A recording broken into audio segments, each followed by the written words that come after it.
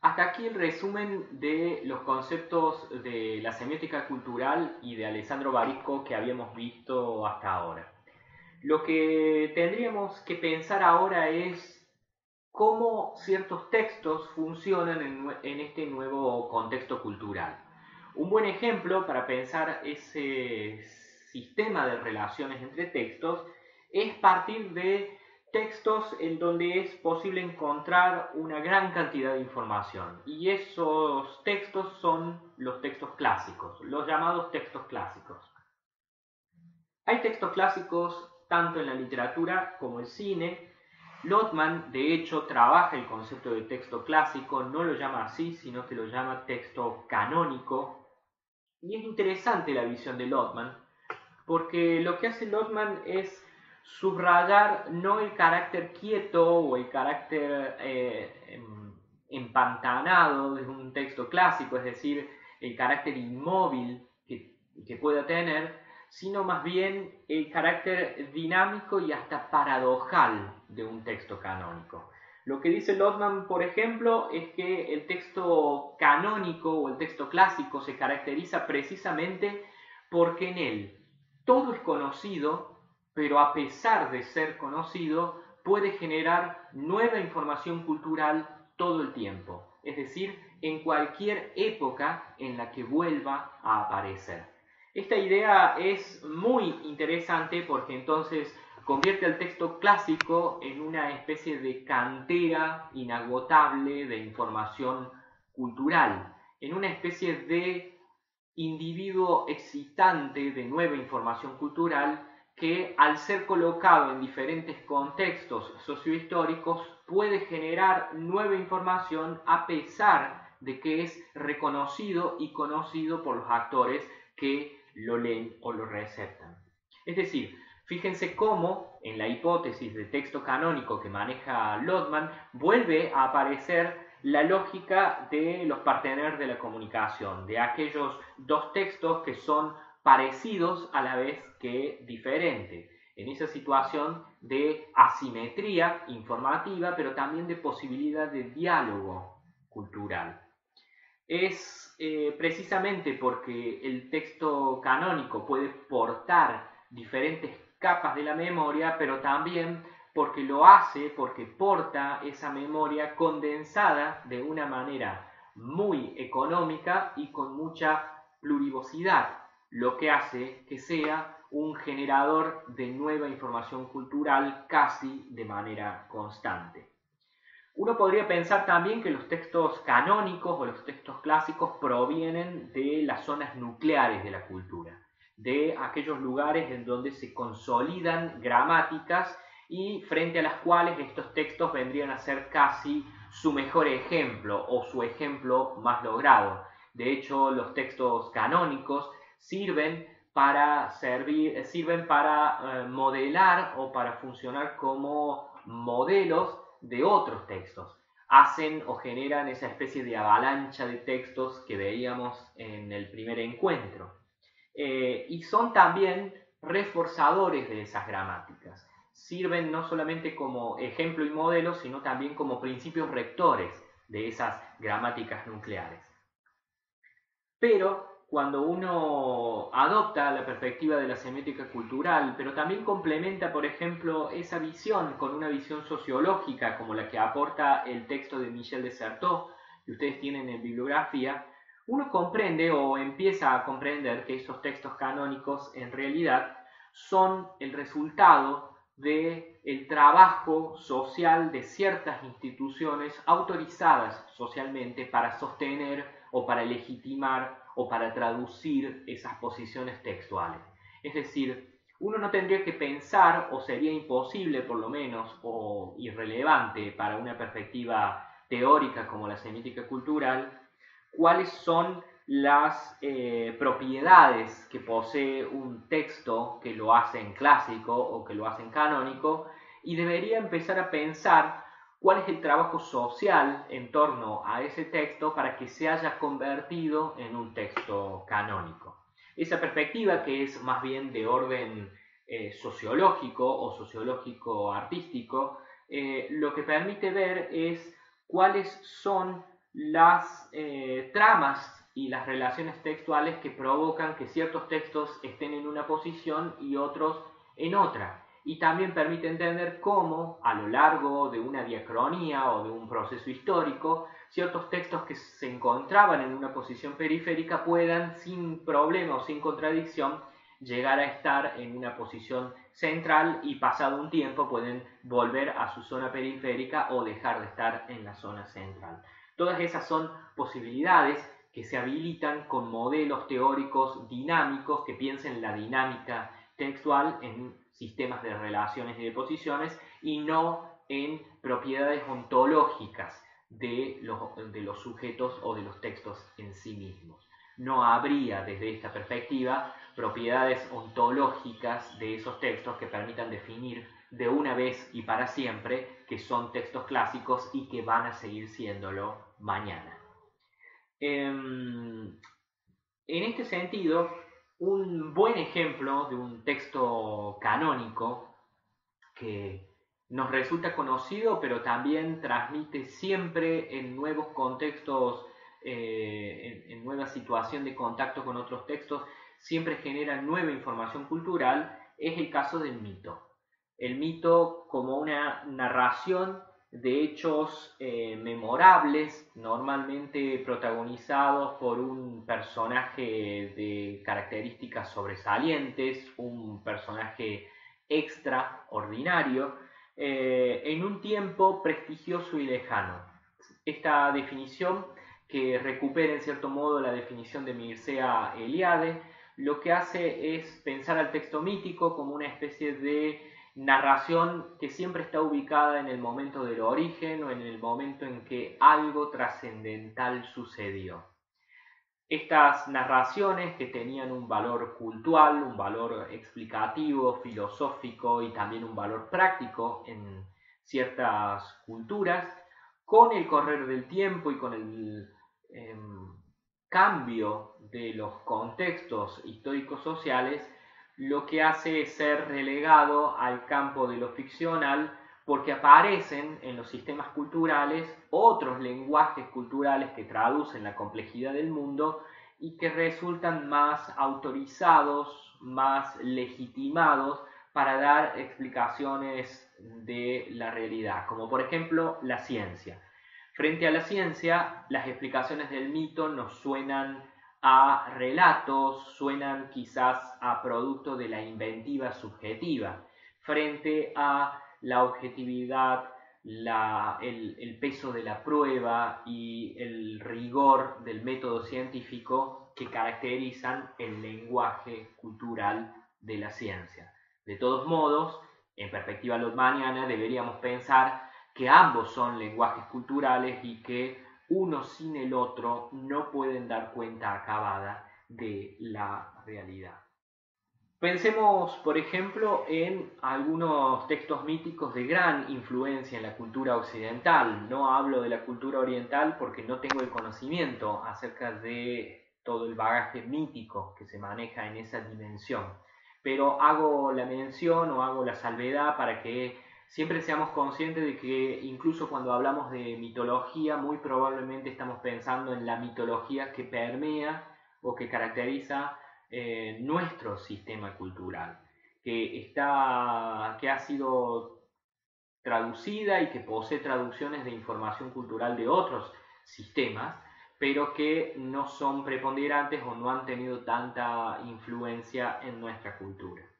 La mitología occidental, por ejemplo, tiene figuras de gran influencia que irradian muchos de los textos del pasado y de la actualidad. Pongamos por caso el ejemplo de Prometeo. Prometeo, que aparece en las viejas ánforas, los cántaros y la alfarería de la cultura griega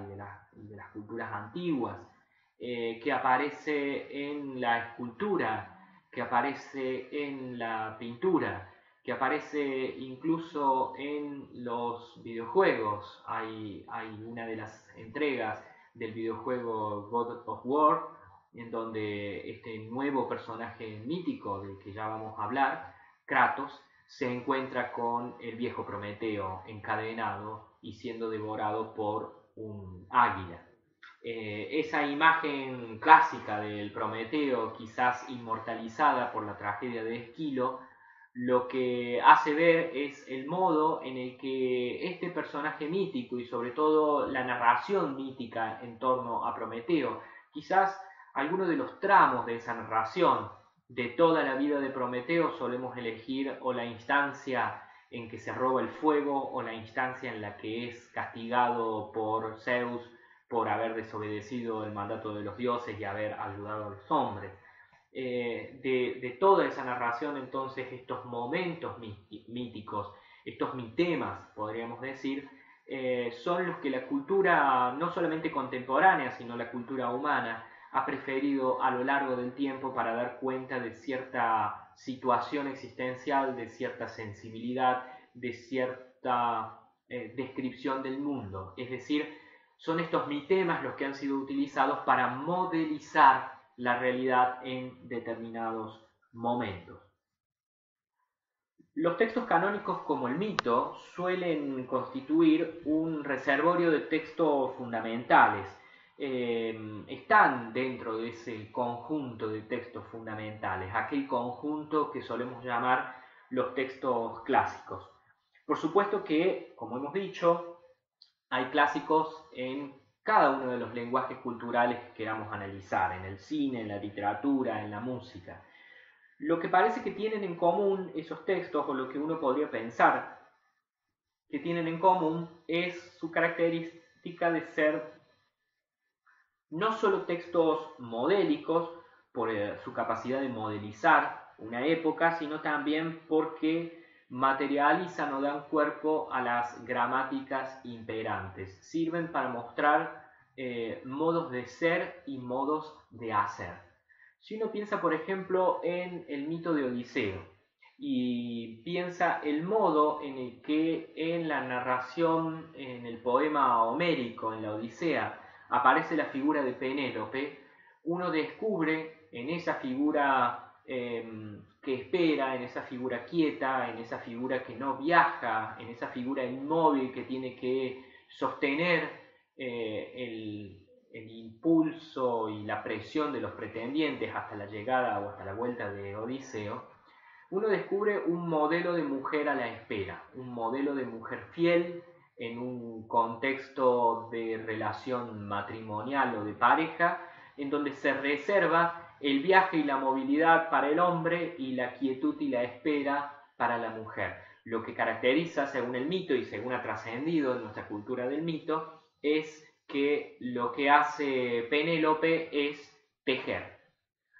Ahora, si uno lee ciertas obras contemporáneas, como por ejemplo La tejedora de sueños, esa hermosa obra teatral del dramaturgo español Antonio Buero Vallejo, y también toma, por ejemplo, una novela hermosa de Margaret Atwood, Penélope y las 12 criadas, lo que descubre es precisamente lo que estábamos diciendo acerca de la capacidad de los textos clásicos de recuperar capas de memoria, de conservar esa información cultural, pero al mismo tiempo, o en ese mismo planteo de memoria, nunca agotar la plurivocidad de los significantes que comunica. Y en ese sentido, Penélope, incluso en la versión tradicional del mito, es capaz de siempre aportar nuevas posibilidades de generar nueva información. Como por ejemplo, que la figura de la mujer que espera tenga un reverso o tenga otras motivaciones no confesadas en el poema homérico, y que esa dimensión oculta, esa cara oculta del personaje y esa cara oculta de la relación, incluso poniendo en duda o poniendo en cuestión todo el sistema patriarcal, patriarcalista y heteronormativo que traslada o que comunica, que modeliza la Odisea de Homero, pueda ser puesto en duda en posteriores producciones culturales a partir del mismo personaje que aparece en el mito. Es decir, no hay en ese sentido un forzamiento o un cambio de sentido, sino aprovechar el impulso del mito para mostrar aquellos aspectos insospechados del personaje de Penélope que cuadran perfectamente con ese universo de sentido que tiene el texto clásico del mito de Odiseo. La escuela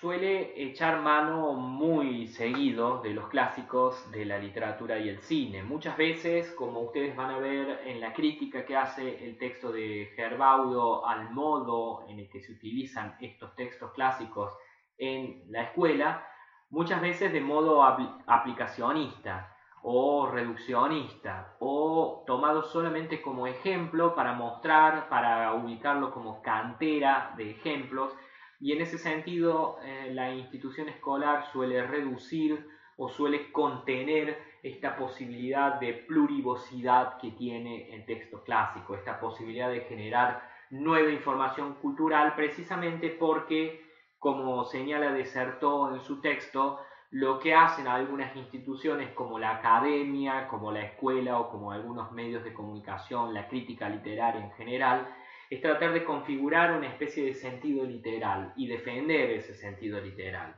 construir una especie de mandato acerca de los buenos modos de leer los textos clásicos, lo que realmente significan, lo que quiso decir el autor o la autora, y de ese modo establecer especies de murallas, dice Desertó, nosotros bien podríamos decir especies de fronteras o lugares custodiados en torno a zonas nucleares de sentido para esos textos que tienen una dinámica, como estamos viendo, que es irrefrenable a lo largo de las épocas y de los sistemas culturales.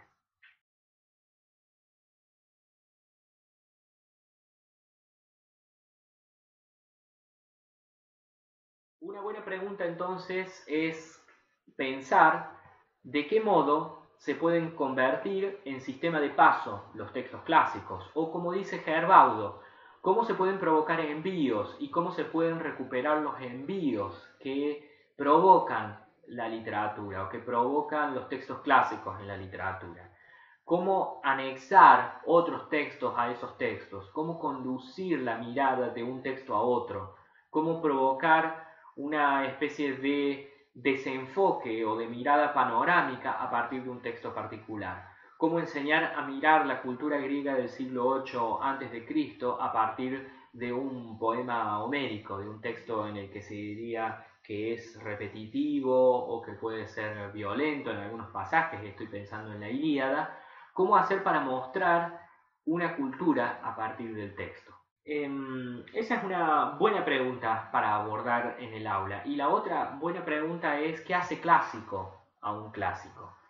Una pregunta que obviamente yo no voy a responder de manera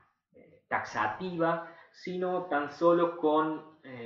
apoyándome o con apoyatura en lo que dicen otros acerca de qué son los clásicos. En ese sentido, ustedes tienen allí en bibliografía dos textos que pueden ser,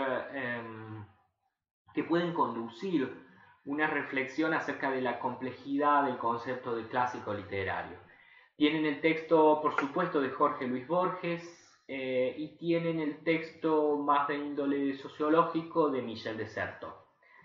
Lo que uno podría pensar a partir de estos dos textos es básicamente que descartemos o deberíamos descartar la idea de que hay propiedades intrínsecas en los textos que hacen que sean clásicos de una vez y para siempre. No habría quizás posibilidad de encontrar cuáles son esas propiedades. Y si alguna vez hiciéramos una taxonomía y un listado, una clasificación de esas propiedades,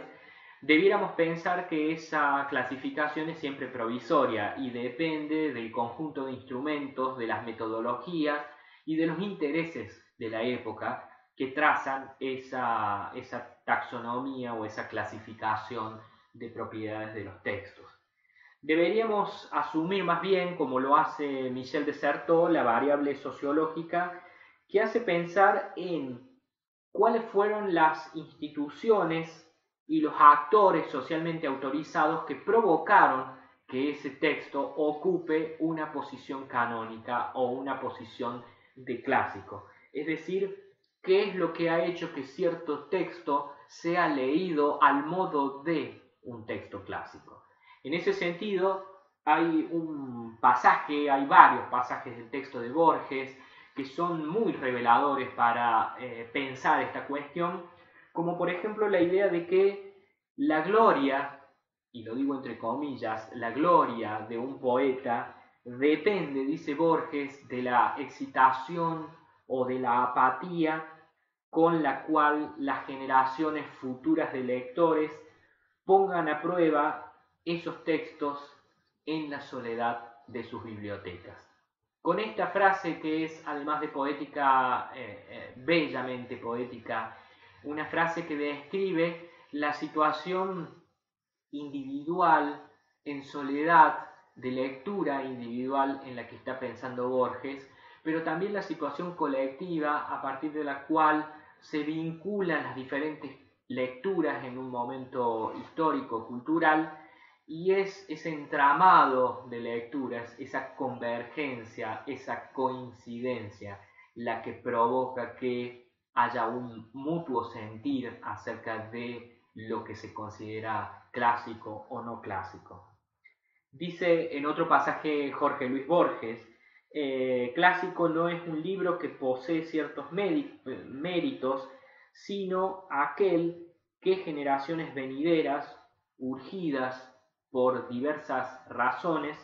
van a leer con previo fervor y con una misteriosa lealtad. ¿Qué es un clásico, entonces?